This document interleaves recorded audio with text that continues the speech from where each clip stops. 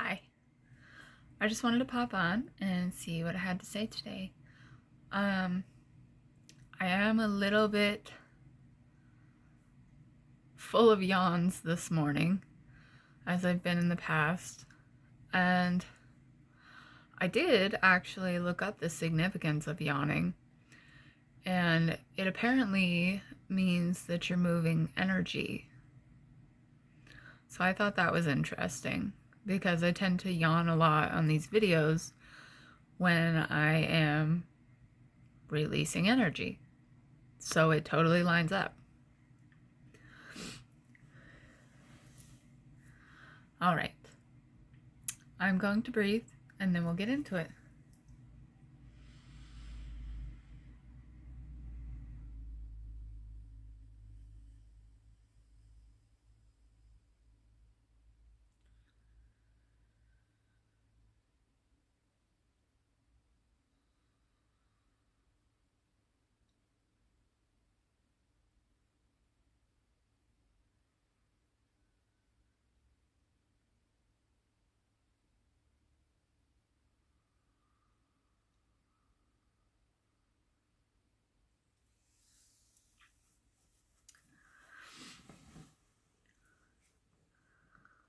How many of you struggle to breathe? I'm going to bet it's quite a few of you. I struggle to breathe. When I am in a rested state, I am not relaxed. And many people are not relaxed in a rested state because we've lived in survival mode. We hold tension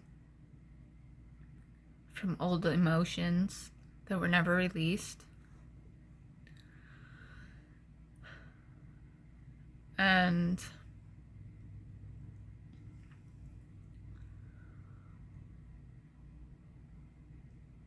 we tend to hold on to a lot of things. And breathing is how we release that. If we practice breathing and we consciously breathe, making sure that we're taking deep inhales that fill our lungs and deep exhales that expel everything stagnant from the body. Excuse me.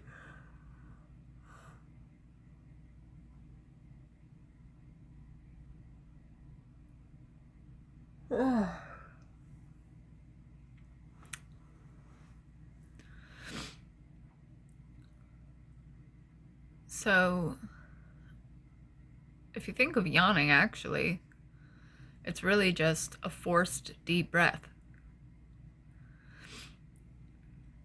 and a forced exhale. Your body is making you take in that deep breath and release it. So it makes sense that it's moving energy. And if we can practice breathing deeply enough that it feels that satisfying like a yawn does, you know that you have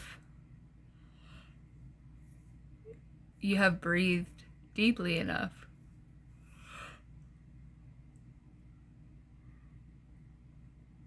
Oh, goodness.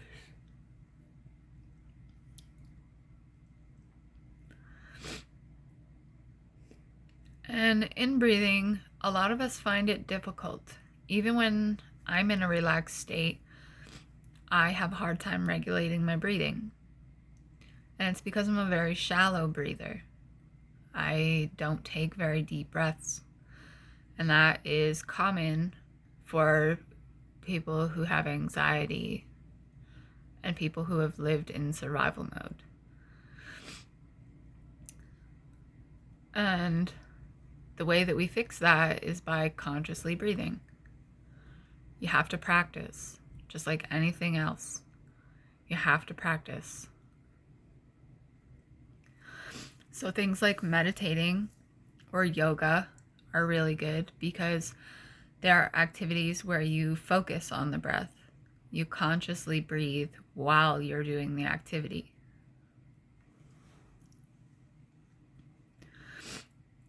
And yoga can be active meditation, because meditation can be really hard when you're someone who doesn't know how to relax. And when you don't know how to relax, it can be hard to sit still. So I find that I meditate best through yoga. If I do yoga in the quiet, I enter that state of awareness where my breathing no longer becomes a struggle and it becomes more rhythmic.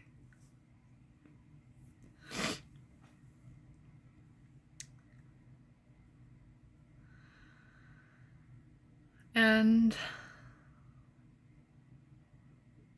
speaking about relaxing, it's important that we find time to relax, because in the world, the way that the world is today, everything is rush, rush, rush, go, go, go. You have to hustle for every dollar. You have to push ahead in order to get where you want to be. It's a stressful environment for anyone. And not being able to unwind from that, not being able to find a relaxed state, keeps you in that survival mode. And when you live in survival mode, you're not living presently. You're living in the future, because you're expecting the next thing. You're always expecting what comes next, and guessing and trying to figure it out, instead of just living now. And I find the best way for me to relax is to do research. People might not find that relaxing, but for me, it quiets my mind. I get focused, hyper-focused sometimes, on what I'm doing and the subject matter that I'm researching. And as I research, my brain becomes focused on just that one thing. So I am being present. In the moment, I am being present while doing my research. And you might find that your form of meditation is an active one and not a passive one. You may find that relaxed state through reading. You may find it through drawing. You may find it in gardening. There are a lot of ways to find your relaxation. You just have to look. You have to find what fits. And if it doesn't fit, release it and move on. If yoga's not for you, it's okay. It doesn't have to be for you. Not everything is for everyone. And if it doesn't feel good to you, don't do it. Why would you force yourself to do something that doesn't feel good? Just because someone recommended it, or you heard that it was good for such and such things, doesn't mean that you're obligated to do it. And if you do pick up a practice like yoga and you find that it's not working for you, you don't have to continue. You don't. If it's not working for you, stop and try something new. If you are someone who draws and you enjoy drawing and it is your peaceful place, on the day that it doesn't bring you peace, you don't continue to sit there and draw and force yourself to get angry and frustrated because You can't figure out the perfect thing to draw, or it's not going how you want it to go. And when it goes from being relaxing to stressful, you need to stop. Because once that stress arrives, it is hard to bring it down. And we have to distract our brains from the frustration. So if the act that you're doing that was supposed to be relaxing is no longer relaxing, change your pace. Stop and find something new. Even if it's just getting up and going to get a drink. You leave your drawing and you go get that drink. And maybe when you come back, you see your picture in a whole new light because you left it and you allowed yourself to return to that inner calm by getting that drink and taking the moment to breathe and have your water and your moment that replenishes your energy to return to the activity.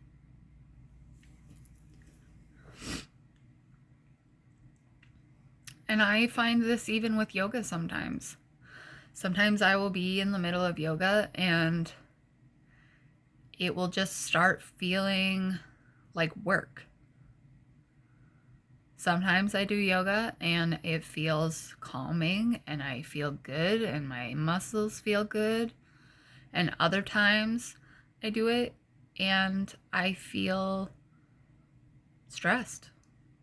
I feel like I am holding my body too tightly. I can't find my breathing. There are days when I can't do it. And when I have those days, I have to find a different outlet. So if yoga's not working for me, I might try drawing. And if I get frustrated with drawing because most of the time I can't figure out what to draw, I move on. And I always find myself back to my research. So for me, that research is my meditative state. And I have figured that out through practice and through trial and error. And you have to figure out what your peaceful place is through trial and error.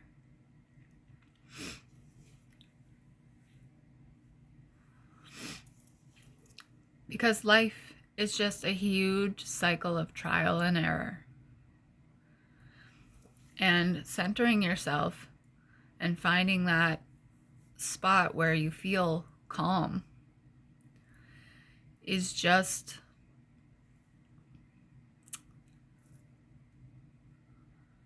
I lost my thought again.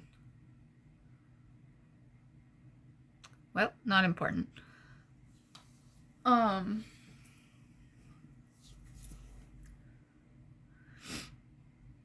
And I find breathing to be really difficult.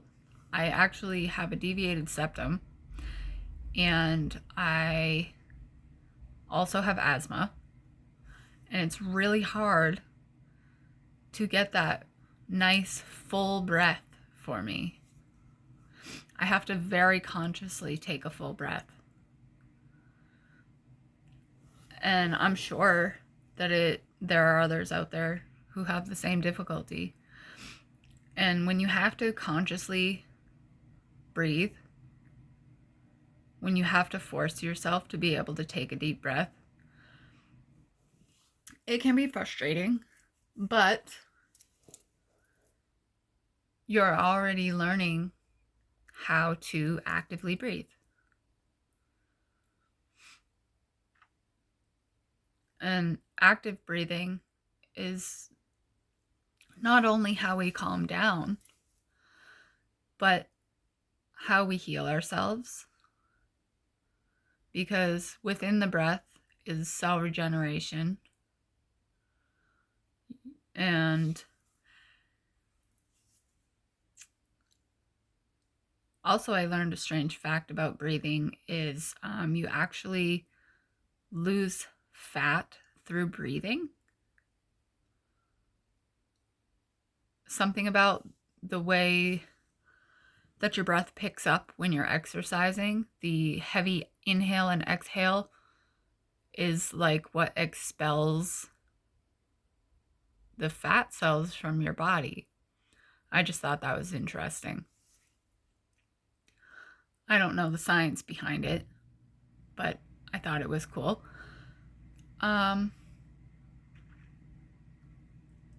Let's see.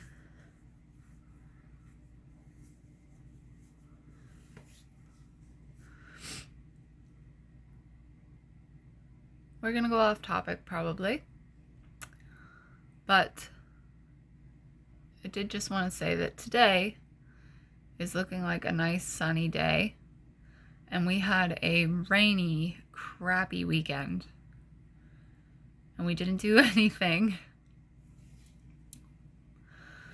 And let's talk about Mother's Day for a minute. Mother's Day was yesterday, as I'm recording, and I spent it with my mother. We spent the day talking just about life in general, talking about the past, talking about the present, and talking about where we're going, the future. And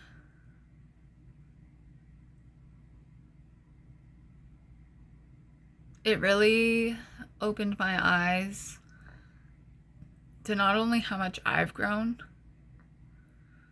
but how much my mother has grown.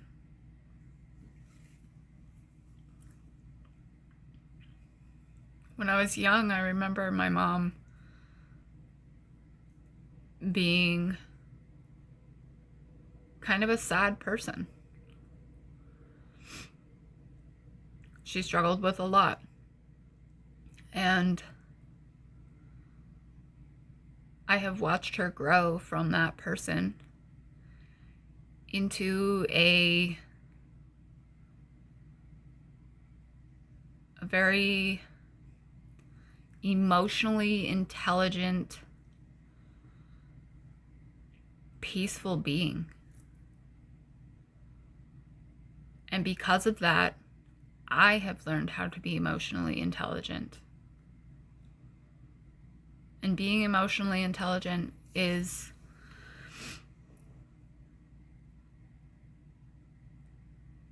it's one of the goals of life. Because you have to be emotionally intelligent to traverse this life. You have to be in touch with your emotions and not only experience them, but know why you're experiencing them, why they're coming up, why they're happening. Because once you know the reason behind the reaction, you can change it. And change brings growth. And growth is the goal. And back to Mother's Day. Being a mother is taxing. It is a hard job to support someone not only physically but emotionally through hard moments, through good moments, through all the ups and downs. It's taxing on yourself. When you deal with 3 or 4 toddler meltdowns in a day or teenager explosions, when you deal with those things in a day, you're dysregulating your own emotions. Because the sudden outbursts give you that shock where your emotion is charged and it doesn't quite know what to do. And in teaching yourself to remain calm and to breathe, we get through those moments much easier. And it doesn't always have to be moments with our kids. It can just be moments with our spouses. It can be moments with ourselves. But our kids especially are triggering because not only do they experience very big emotions and not know how to regulate them, but they remind us what it was like when we were that small and how we felt in that situation. And when that happens, you're taking a step towards emotional intelligence. Because when you can recognize the why behind the emotion, you can take steps to change the outcome. I don't know if that makes sense. Hopefully. I won't know until I watch this back.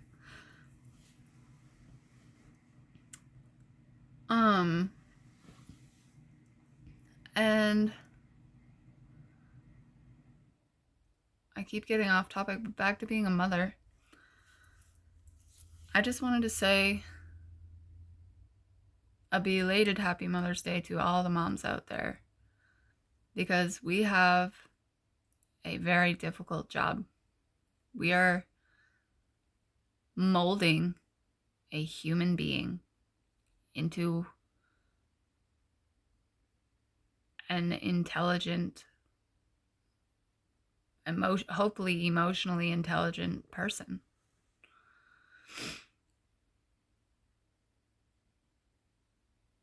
And I almost think that emotional intelligence is more important than book smarts. Because you can know all the facts in the world and still be dysregulated.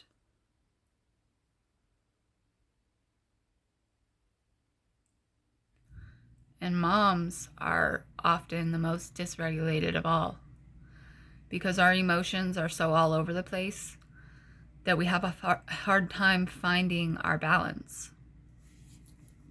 And that's when we need support from our husbands or our parents or friends.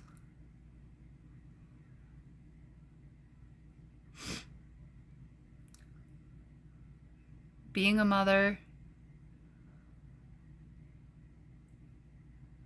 is so rewarding because you get to watch not only your input and how it affects your child, but what they bring to the table on their own. Because they are already a full human being. They have emotions, they have interests, they have pleasures, they have pains. They are human beings. And as mothers, it's important that we remember our children are human beings. Because it's easy to forget when someone is little and you can carry them around or move them or however you get them to comply with your needs or your expectations. And they are whole human beings. You're taking away their bodily autonomy by doing those things.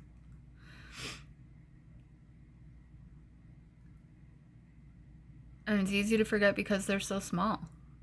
And we think of them as small, as somehow less important, like their opinions and their feelings are less important. And they're not. They're just like us. We are just giant kids who are still dysregulated from childhood. And if you never regulate your emotions as an adult, you can't regulate them for your kids, because they see how you act in emotional situations and they follow suit because you're the example. And if you can't stay calm and you explode all the time, they're going to explode all the time, because that's what they've learned. They've learned that when things are hard, they cry, they have outbursts. And it's our job to get down on their level, teach them how to breathe, tell them to take a deep breath, tell them it's okay that they feel how they feel, but they can't act this way. And then explain to them how they could react instead.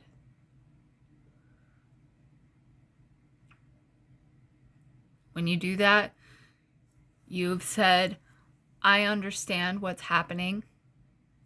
I understand you have big emotions, and it's okay to have those big emotions. But I'm also going to offer you a way to handle those big emotions without hurting yourself or others. Because a lot of times when people have big emotions, adults especially, they automatically go to harming others. They pass off blame. They just point fingers because it's anyone else but them who dysregulated their emotions. And it's anyone else's fault but theirs that they can't regulate themselves. And that is a child, an adult child, who was never taught what to do with their big emotions. Or they were taught through example by a parent that when we have big emotions, we hurt people. That would be the parent that is upset with their child for misbehaving, and instead of talking about it, they hit them. And that hit showed your child that you had a big emotion, and the outcome, the way you dealt with it, was hurting someone. And that's not how we deal with emotions, especially children. If you wouldn't hit an adult for a disagreement, or you wouldn't hit an adult for having an accident or spilling something or not doing something properly or whatever it is, if you wouldn't hit an adult, why would you hit a child?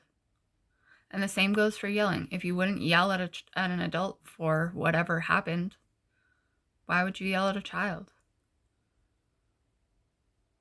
And we do from time to time. It happens. We let our frustration get the best of us, and our yelling comes out, or our frustration shows. And it's okay sometimes. It's okay to have slip-ups. But as long as you can return back to that regulated state and bring through apologies to your child, sincere apologies that bring change. Not just, I'm sorry, I won't do it again, and then you do it again. Because those apologies are meaningless, and you're teaching your children that apologies mean nothing.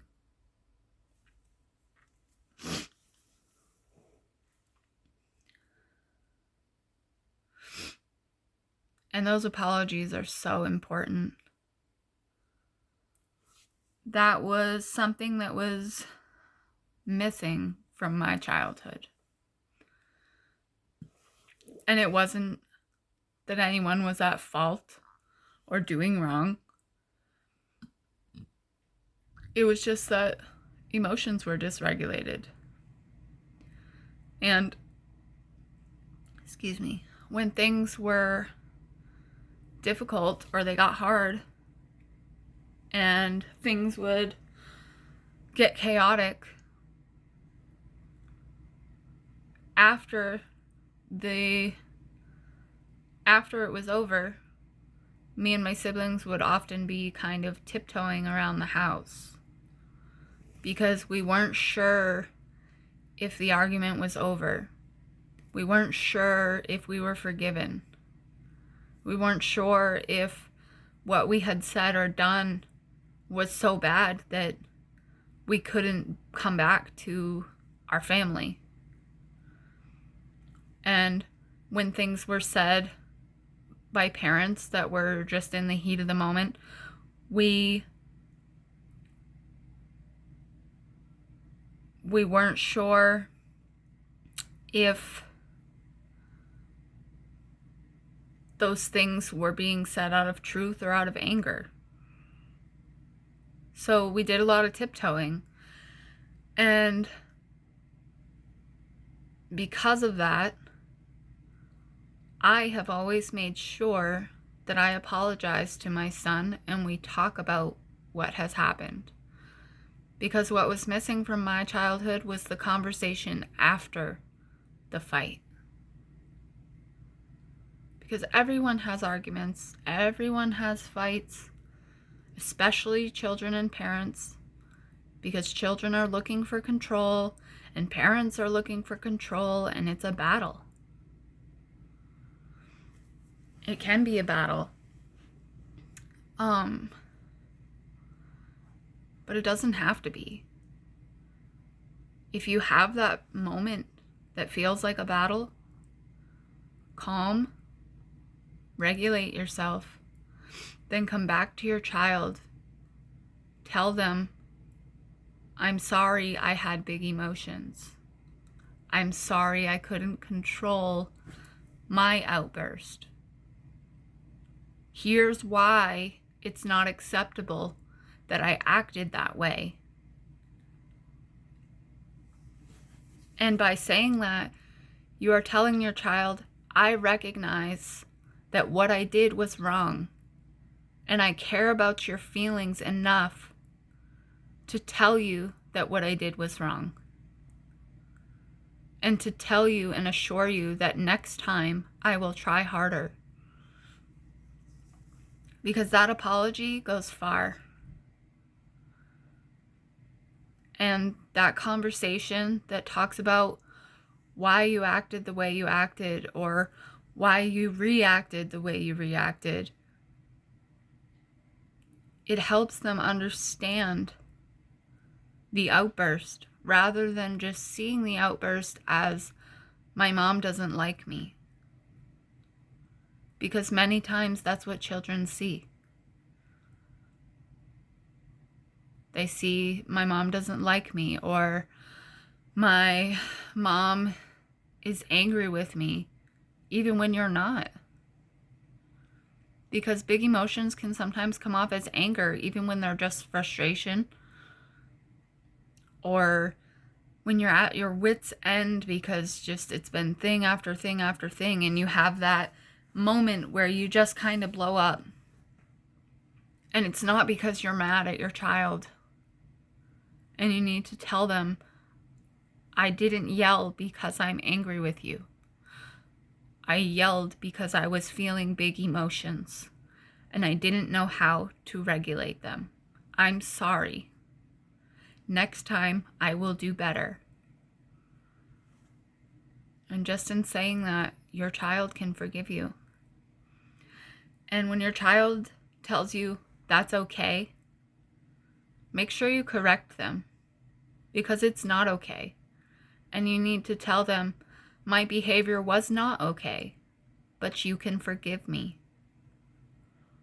And teach your child that saying, I forgive you, is far better than saying that's okay. Because when you reply to an I'm sorry with that's okay, it means that you're accepting the behavior and nothing needs to change. You're saying the behavior was okay, and it wasn't. And you can't teach your child that it was. You have to teach them that the behavior needs to be changed and that you are working on it. So that when they have big emotions, they can feel that big emotion and realize that they need to calm down. Because you have taught them to calm down. And you have also taught them how to come back from a moment where they didn't stay calm by apologizing and moving forward. And I think that if I had had more apologies growing up, I wouldn't have struggled so hard internally. And I'm not saying it's anyone's fault. We were all learning. I was learning how to be a person, and my parents were still learning how to be people. Because if you think about it, when you become a parent, you're usually pretty young. And you're still learning yourself. And you have to give yourself grace for that time of learning. Because you're always learning. But when you're young and you haven't had life experiences enough to impact the person that you are and teach you that change is necessary,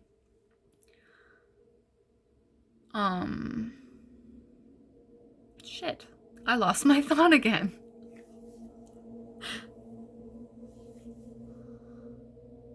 Oh.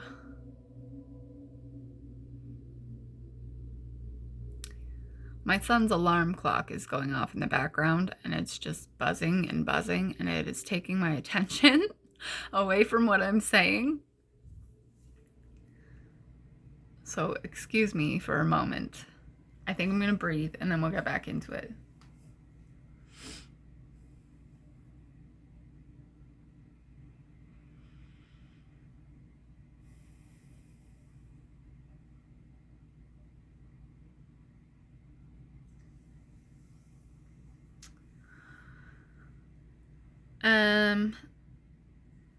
So the apologies I should have received as a child were apologies that any child should receive. When you get yelled at, you should receive the apology that it wasn't okay to raise my voice. I was feeling frustrated. Can you forgive me? And I will try harder next time. That's all you can do.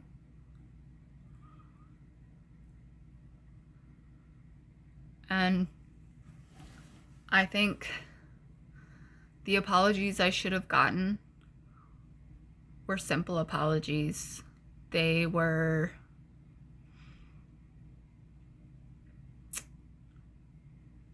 oftentimes misunderstandings that if we had talked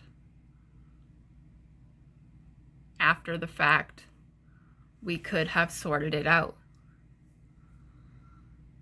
And instead, the misunderstanding would remain. I can remember a specific, and I apologize to my mom in advance for painting you in a light that's not great, because my mother was and is a very caring, emotionally intelligent person, and she has taught me everything I know, and I appreciate everything that I have learned from her. And we have a very good bond now. But the specific I remember is my mom had a daycare, and I helped out in the daycare. And one summer I was going to get paid to help. And I had learned a new word. I think I was around 12, and I learned the word supposed, and I didn't quite know how to use it yet. So I asked my mom, when am I going to get my supposed paycheck? Just threw it in there to emphasize that I wanted my paycheck, that I was excited about it. And instead of getting the reaction that I expected, which was being told when I would receive the money, I got yelled at. And I got told that I was ungrateful. And I got told that she could take it away because she thought that I was being disrespectful and being a jerk about it. And I wasn't. And that is one of the greatest misunderstandings that sticks out in my mind, because I truly just used the word to try the word. And because I said supposed paycheck, my mother took it as I was ungrateful. You see how a misunderstanding can impact your child? So I internalized that. I harbored it. And I still think about it sometimes, because it was such an unexpected reaction that I didn't foresee. And I know, looking back, my mother was probably stressed because she was working. She was juggling multiple children at the time, and the question came off disrespectful, and I understand that. And I see why my mother reacted the way she reacted. But if I had received an apology after the fact, I probably would not think about it so much. If my mother had come to me after and said, I'm sorry I reacted the way I reacted. I misunderstood your question and I was feeling frustrated. Can we talk about it? And if we talked about it, she would have realized that I was just trying a new word.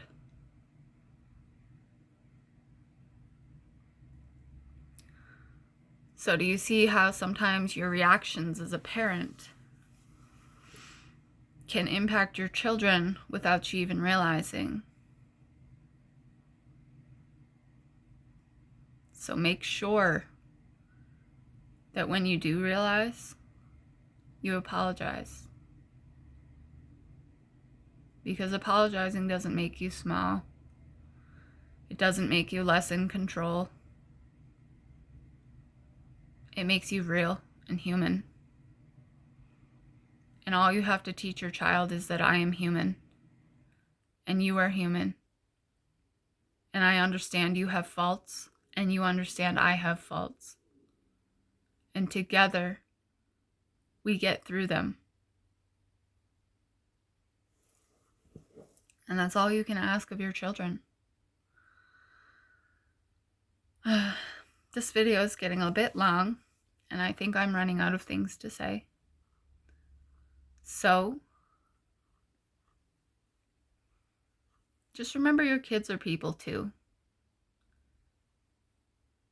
And they deserve as much leeway as you give yourself, and more. Because they're learning.